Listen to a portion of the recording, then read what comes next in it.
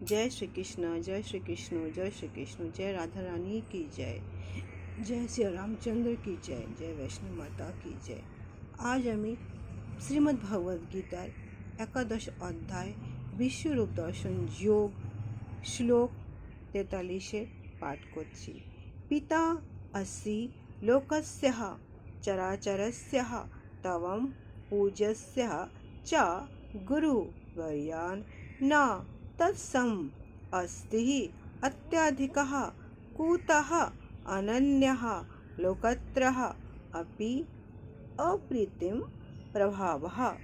हे कृष्ण, हे অমিত, তোমার এই চরাচর জগতের পিতা, তুমি তো এই সমস্ত চরাচর জগতের পিতা, পূজ্য গুরু ও গুরুশ্রেষ্ঠ। ত্রিভুবনে তোমার সমান আর কেউ নেই ভগবান। অতএব তোমার থেকে শ্রেষ্ঠ অন্য কেউ হতে পারে না ঠাকুর, আর কেউ হতে পারে না। তুমি তো সর্বপ্রথম ভগবান, গীতার জ্ঞান দিয়েছ। তুমি তো আজ আমাকে কুরুক্ষেত্রে সেই মাটিতে দাঁড়িয়ে তত্ত্ব জ্ঞান দিচ্ছ ঠাকুর। তুমি হচ্ছ আমার জন্য সদ্গুরু। হে ভগবান, আজ আমি তোমার কৃপা লাভ করেছি, তোমার দর্শন লাভ করেছি, তোমার তত্ত্ব জ্ঞান লাভ করেছি।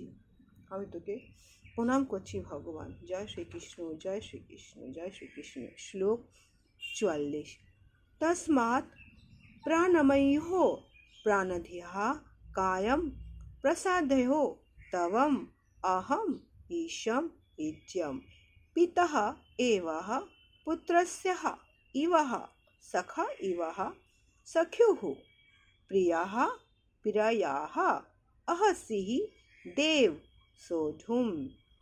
অনুবাদ: হে ঠাকুর, হে পরমেশ্বর, তুমি হচ্ছ সমস্ত জীবের পরম পূজ্য পরমেশ্বর ভগবান। হে কৃষ্ণ, আমি তোমাকে আজ দণ্ডবত প্রণাম করে তোমার কৃপা ভিক্ষা চাইছি ভগবান।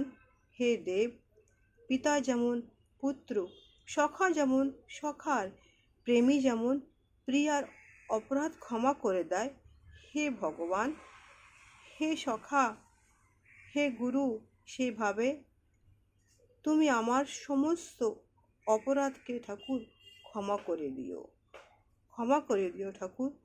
তুমি ছাড়া যে আর কেউ নেই ভগবান। তুমি তো সর্বশক্তিমান। এখানে শ্রীকৃষ্ণ আর অর্জুনের মধ্যে একটা সম্পর্ক, যেই সম্পর্কটা আগে একটা সখার ছিল, এখন সেই সম্পর্কটা আরটু পাল্টিয়ে উন্নত হয়ে এখন সে পিতা পুত্র, ভগবান আর তার ভক্তের গুরু, তার শিষ্যের। ঠাকুর তুমি রাজা, তুমি যে আমাদের গুরু, আমরা তো তোমার চরণের ধুলি ঠাকুর, চরণের ধুলি, প্রণাম গ্রহণ করো। জয় শ্রীকৃষ্ণ, জয় শ্রীকৃষ্ণ, জয় শ্রীকৃষ্ণ। আজ আমি আমার ভগবদ গীতা পাঠ এখানে সমাপ্ত করছি। আগামী ব্লগে আমি আবার আসবো আরেকটি শ্লোক নিয়ে। আমার এই গীতা পাঠ যদি আপনার ভালো লেগে থাকে, তাহলে শ্রীকৃষ্ণর এই নামটা ছড়িয়ে দিন। জয় শ্রী